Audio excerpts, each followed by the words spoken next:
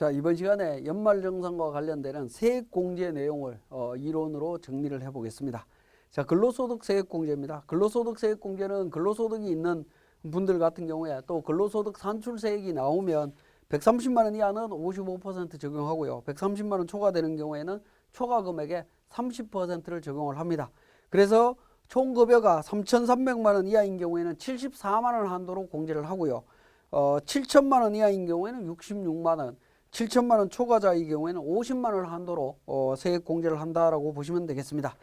자, 그 다음에 우리 157페이지에 정치자금 기부금 세액 공제 부분입니다.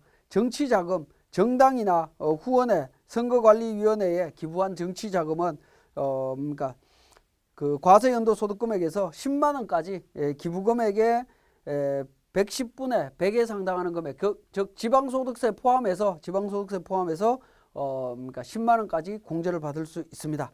만약에 10만 원을 초과하는 정치자금이 있다라고 하면 이 부분은 법정기부금으로 와서 기부금 세액 공제를 적용을 해줍니다. 또한 정치자금 기부금은 근로자 본인 명의로 지출된 것만 적용이 됩니다. 그래서 배우자나 부양가족 명의로 지출된 건 적용받을 수 없다라는 거 주의하시고요. 자녀세액 공제입니다. 158페이지에 기본공제 대상 자녀입니다. 자녀라고 할 때 주의하실 거는 입양자, 위탁아동을 포함을 하고요. 직계 비속에 해당되는 손자나 손녀는 적용될 수가 없다라는 겁니다. 그래서 자녀는 아들, 딸만 이야기를 하고 있습니다. 자, 한 명일 때는 연 15만 원, 두 명일 때는 연 30만 원입니다. 3명 이상일 때는 연 30만 원 플러스 2명을 초과하는 한 명당 30만 원 적용을 해줍니다. 자, 자녀세액 공제와 관련해서는 우리 사원 등록에서 부양가족 명세에 등록할 때 자녀, 출생, 입양 관련되는 부분을 전부 다 체크 표시해서 관리했던 부분 기억나실 겁니다. 그걸 기준으로 세액 공제 금액이 우리 프로그램을 통해서 자동으로 계산된다라고 보시면 되겠네요. 자, 다자녀 세액 공제, 6세 이하의 공제 대상 자녀가 2명 이상인 경우에는 1명 초과되는 한 명당 15만 원을 공제를 받을 수 있습니다. 출생 입양 세액 공제입니다. 기본공제 대상자에 해당하는 자녀 중에 해당 과세기간에 출생하거나 입양 신고한 공제 대상 자녀가 첫째인 경우에는 30만 원, 둘째인 경우 50만 원, 셋째인 경우에 70만 원을 공제를 해줍니다. 자, 그것과 관련해서 우리 요약표가 교재 159페이지에 자세히 나와 있고요. 자, 7번째 연금계좌 세액 공제입니다. 종합소득이 있는 거주자가 연금계좌에 납입한 금액 중에 다음에 해당하는 금액을 제외한 금액이 있다라고 하면 12% 종합소득금액이나 종합소득금액 4천만 원 이하 또는 근로소득이 5,500만 원, 총 급여액이 5,500만 원 이하인 경우에는 15% 세액공제율을 적용받을 수 있습니다. 자, 연금계좌 세액공제 납입입니다. 최대 700만 원까지 납입할 수 있는데 연금계좌에 납입할 수 있는 부분은 연금계좌에 납입할 수도 있고 퇴직연금계좌에도 납입할 수가 있습니다. 퇴직연금계좌에 납입할 수 있는 연금제도는 DC연과 IRP 계좌가 되겠습니다. 자, 퇴직연금은 보통 이제 퇴직연금을 납입해 주는 곳은 회사 돈으로 납입이 됩니다. 근데 회사에서 퇴직금 상당액으로 납입해 주는 부분은 연금세액 공제를 적용받을 수가 없고요. 근로자 스스로 추가로 DC형이나 IRP에 추가로 납입한 경우에 적용받을 수 있다라고 보시면 되겠습니다. 자, 160페이지에 연금저축계좌에 납입한 금액에 대해서는 한도를 적용하고 있는데요. 자, 1억 원 이하, 종합소득금액이 1억 원 이하일 때는 연 400만 원, 1억 초과자는 연 300만 원을 기준으로 연금저축에 대해서 한도를 적용하고 있습니다. 자, 연금저축 세액공제 한도 관련되는 규정을 우리 참고에 있는 부분을 보시면 연금불입액 800만 원을 어떻게 불입하느냐에 따라서 얼마만큼의 세액공제를 적용받을 수 있느냐 하는 겁니다. 자, 연금저축에는 한 푼도 납입하지 않고 퇴직연금에 납입했다면 최대 700만 원 한도로 하기 때문에 700만 원을 대상으로 적용받을 수 있습니다.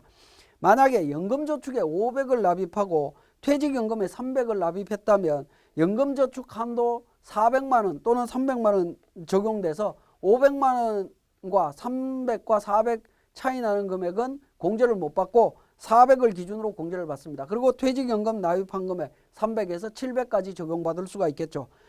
퇴직연금에 한 푼도 안 넣고 연금저축에다 800을 다 넣게 되면 400만 원 또는 300만 원까지만 적용이 된다라고 보시면 되겠네요. 자, 주택 월세 세액 공제 관련되는 부분입니다. 161페이지에 공제 요건입니다. 다음 요건을 모두 충족한 경우에 월세 세액 공제를 적용을 합니다. 과세기간 종료일 현재 무주택 세대의 세대주여야 되고요. 과세기간 내 총급액이 7천만 원 이하인 근로자가 적용을 받을 수가 있습니다. 근데 해당 과세기간에 종합소득 과세표준을 계산할 때 종합소득 금액이 6천만 원을 초과하는 경우에는 제외를 합니다. 그 다음에 국민주택 규모의 주택과 오피스텔, 고시원을 포함한다라는 거고요. 그 다음에 월세 계약자가 근로자 본인 또는 이제 기본공제 대상자 모두 다 계약한 걸 다 인정을 해주고 있습니다. 자, 세액 공제 금액은 월세액과 750만 원 중에 작은 금액의 10%에 해당되는 금액을 공제를 해주고 있습니다. 예, 교재 162페이지에 특별세액 공제 관련 부분입니다. 자, 특별세액 공제, 보험료, 의료비, 교육비, 기부금 관련되는 부분인데요. 여기 요약되어 있는 표는 참고로 보시고요. 163페이지의 내용을 한번 보겠습니다. 개요에 보면 보험료, 의료비, 교육비 세액 공제를 적용할 때 주의해야 될 부분이 하나가 있는데, 자, 우리 기본공제 대상자를 판정할 때 전체 전제 조건이 판정 기준일이 12월 31일이었죠. 배우자나 또는 그러니까 배우자 공제라든가 이런 부분들이 12월 31일 기준으로 배우자가 있어야 된다라고 이야기를 했습니다. 그런데 만약에 연도 중에 이혼을 하거나 별거를 하거나 취업 등의 사유로 기본공제 대상자가 되지 않는다면 어떻게 할 거냐 하는 부분인데요. 그 사유가 발생한 날까지 지출한 보험료, 의료비, 교육비에 대해서는 적용을 해주겠다라는 부분입니다. 그 내용을 한번 보면 보장성 보험료, 의료비, 교육비 세액 공제를 적용할 때 과세기간 종료일 이전에 이혼, 혼인, 별거, 취업 등의 사유로 기본공제 대상자에 해당되지 아니하게 되는 종전의 배우자, 부양가족, 장애인, 과세기간 종료일 현재 65세 이상인 사람을 위하여 이미 지급한 금액이 있는 경우에는 그 사유가 발생한 날까지 지급한 금액에 대해서 공제를 한다라는 겁니다. 그래서 보험료, 의료비, 교육비 세액 공제 적용할 때에는 기본공제 대상자 판단할 때 12월 31일 기준이 아니라 사유 발생일 기준으로도 적용이 될 수 있다는 거 주의해 주시고, 항목별 공제의 세부 내용입니다. 보험료 공제입니다.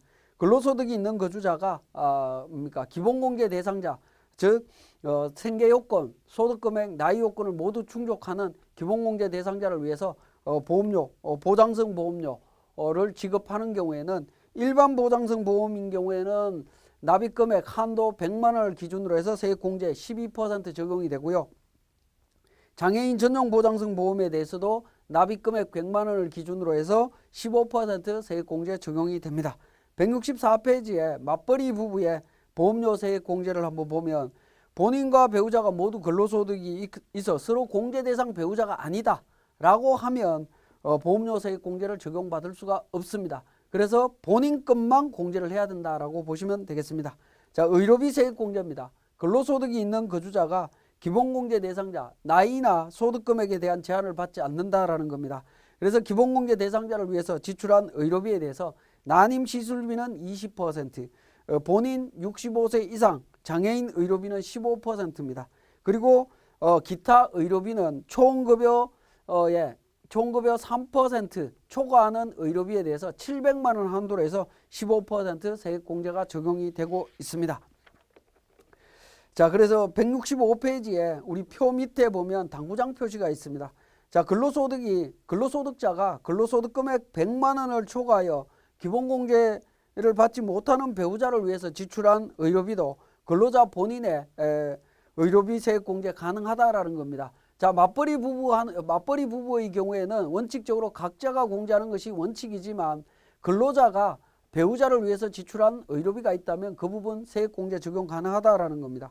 맞벌이 부부의 경우에 자녀의 의료비는 자녀에 대한 기본공제를 받는 자가 지출하는 것만 공제를 받을 수 있습니다. 자, 공제 대상 의료비, 근로제공기간 동안 지출한 의료비인데 여기에 이제 미용, 성형수술 비용은 제외되고요. 그 다음에 건강증진을 위해서 구입하는 의약품 구입비 이런 부분들도 제외됩니다. 그 다음에 이제 안경이나 콘택트 렌즈 구입한 부분은 별도의 영수증을 좀 챙겨야 되는 부분이고 보청기 구입도 마찬가지라고 보시면 될 것 같습니다. 자, 그래서 166페이지에 동그라미 1번에 근로자 본인을 위해서 지출한 의료비만 있는 경우에 어떻게 되느냐? 3% 근로자 본인을 위해서 지출한 의료비만 있는 경우에는 총급여액의 3%를 초과하는 금액만 공제 가능하다. 산식이 그렇게 만들어져 있습니다. 자, 그 다음에 카드 매출 전표는 의료비 증명서로 사용이 가능하냐 하는 건데 사용할 수 없다라는 부분이고요. 167페이지에 네 번째, 맞벌이 배우자를 위해서 지출한 의료비 100만 원을 초과하더라도 본인이 지출한 걸 의료비 세액 공제 가능하다라는 거 아까 앞에서 말씀드렸습니다.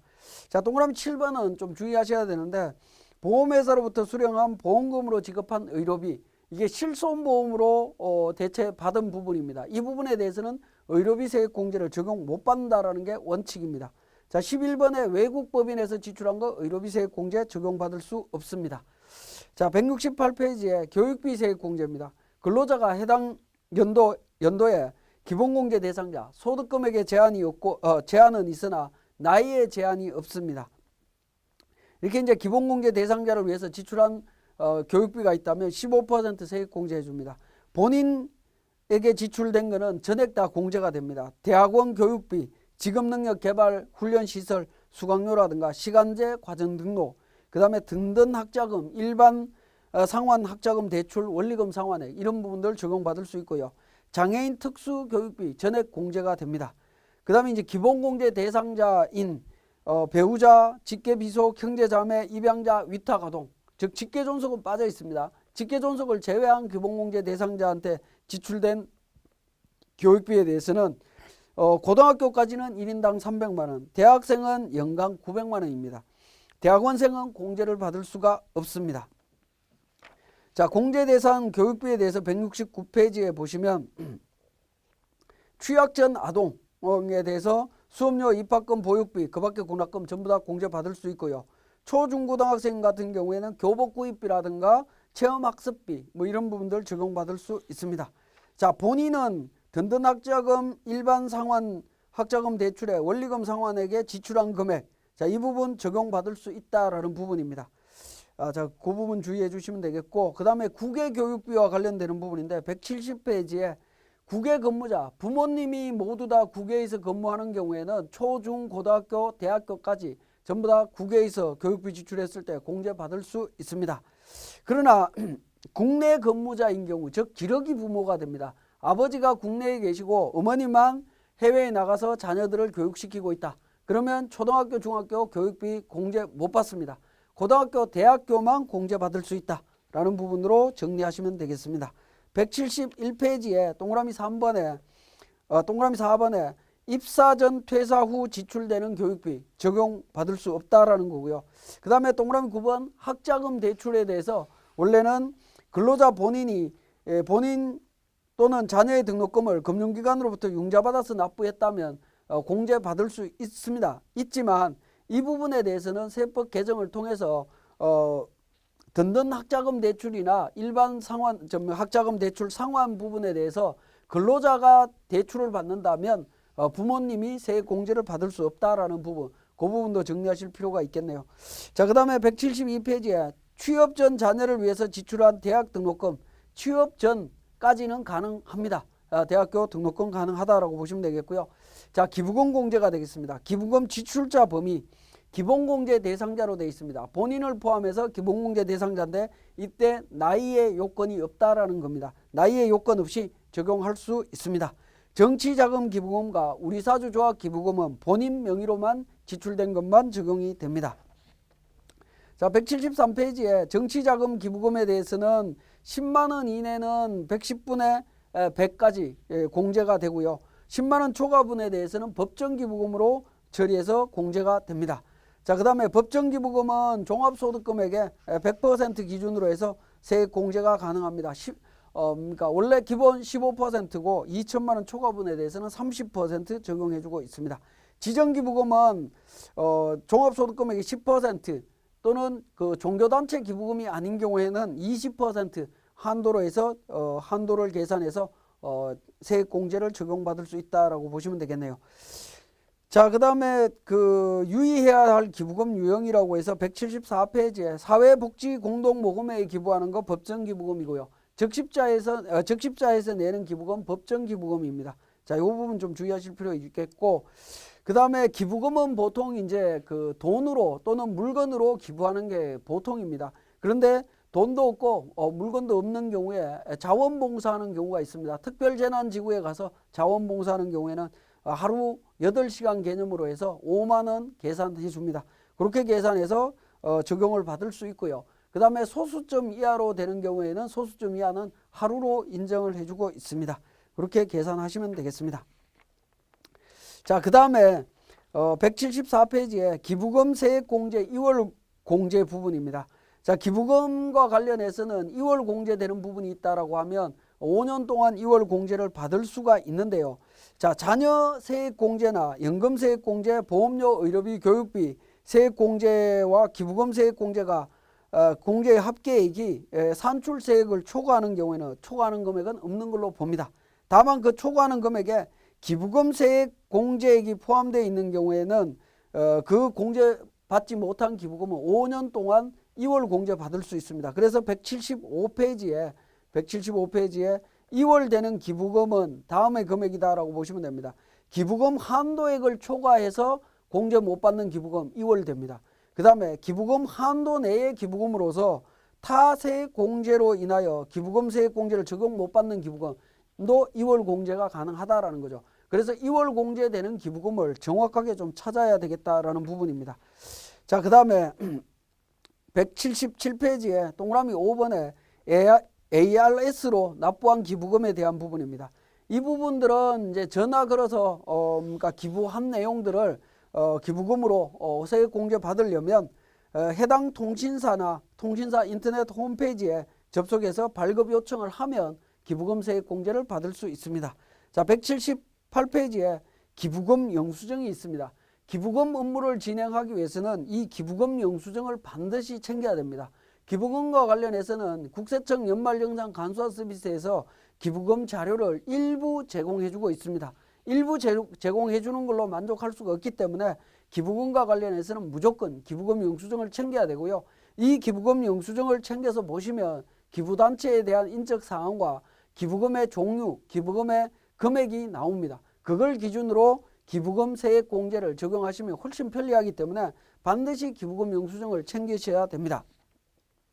자, 이렇게 이제 항목별 세액 공제를 적용할 경우에는 항목별로 적용하시면 되는데, 만약에 항목별 세액 공제를 적용하지 않거나 항목별 세액 공제를 적용했다 하더라도 표준 세액 공제 금액보다 작은 경우에는 표준 세액 공제 금액을 적용을 해줍니다. 그 표준 세액 공제 금액이 연 13만 원으로 되어 있다라는 겁니다.